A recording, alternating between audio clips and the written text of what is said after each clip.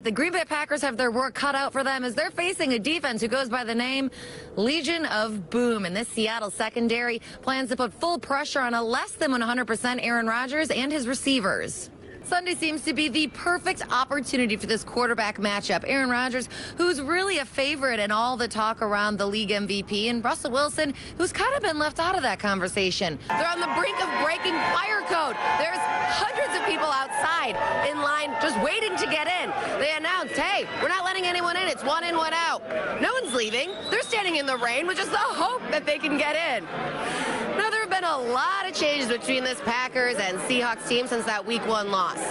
One of the major differences is the run game and the run defense. It was really what brought on the loss back when, and the Packers say it's going to help in their efforts to pull up the victory on Sunday. Now, Packers running back Eddie Lacy and the Packers run defense definitely have their work cut out for them trying to stop Marshawn Lynch. Julius Peppers calling him a physical and violent runner. Now, this is something a lot of people might not know. Marshawn Lynch actually went to college with Aaron Rodgers. He said back in the day they used to have throwing competitions. He said Marshawn Lynch actually could throw farther than him, but of course, Aaron Rodgers was more accurate. Packers linebacker Julius Peppers is in his first year with the Packers, but you wouldn't be able to tell by the way he's really gelled with the defense.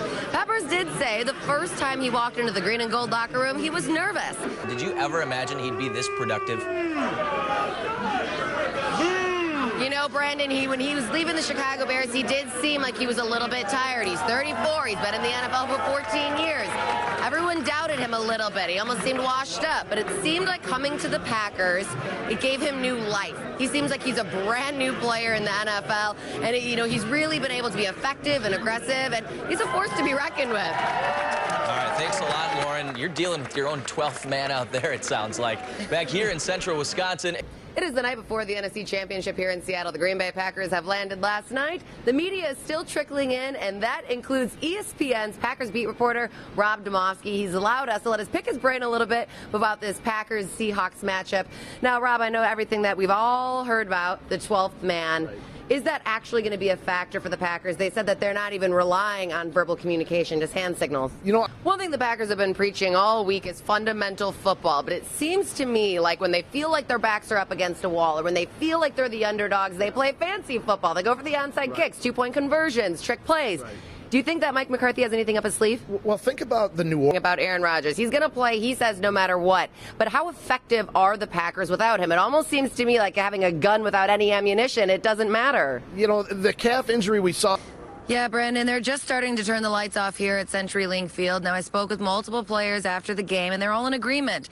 I talked with rookies, veterans, offense, defense, special teams, all saying they're devastated because they did not finish this game. The Green Bay Packers established the fast start they talked about all week, heading into halftime with a 16-point lead and clearly holding the momentum as Russell Wilson only had 2 complete passes for 12 yards and 2 interceptions. Obviously, when you're up like that and you get the ball back, you want to put your foot on the gas and in the game. And we had multiple opportunities and we didn't cash in on them. A decent second half went down the drain for the Packers after a Seahawks touchdown. They opt to go for the onside kick. Tight end Brandon Bostic's job was to block, but instead went for the catch, and he missed. The Hawks go on to score another touchdown, get the 2-point conversion to tie the game, and force overtime. We were sitting out on the sidelines, too. We know it's going to be momentum swings. We know it's going to be a roller coaster ride. We know things were going to happen. We never, for a second, didn't believe that we were going to win that game. I expected to win the game. We were positioned to win the game, and but that's football. We had opportunities to get that thing done, and we came up a little short. The Packers discover that rock bottom has a basement. In overtime, it takes Russell Wilson and the Seattle Seahawks 3:19 to score the sudden death game-winning touchdown and move on to the Super Bowl.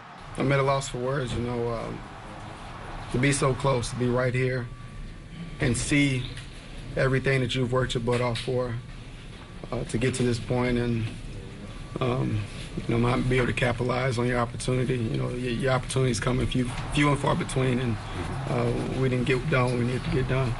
Now, I tried to talk to a couple defensive players after the game, but I really couldn't break that look of just being stunned. Mike Daniels would only answer every question he was asked with, "We did not finish the game." So clearly this loss clouded their vision of seeing any sort of bright side coming from this game. Reporting live from CenturyLink Field in Seattle, I'm Lauren Majera, Newsline 9 Sports. Now, Lauren, there were several big moments in that fourth quarter, the two-point conversion, the onside kick.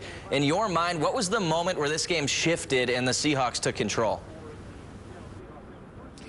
You know, Brandon, it's difficult to point fingers, and the Packers say they certainly do not point fingers at each other. They win together, they lose together. But, you know, I have to say, Brandon Bostic, you know, he did not do his job. This team preaches all the time, do your job and everything will fall into place. He did not. He was supposed to block on that onside kick. He reached out, tried to catch the ball, didn't catch it. Seahawks recovered. They go to score a touchdown, two-point conversion. The game's tied up. I have to say, that was the pivotal moment where it was sort of the beginning of the end. All right, thanks, Lauren. Certainly a lot that went wrong in that fourth quarter all around.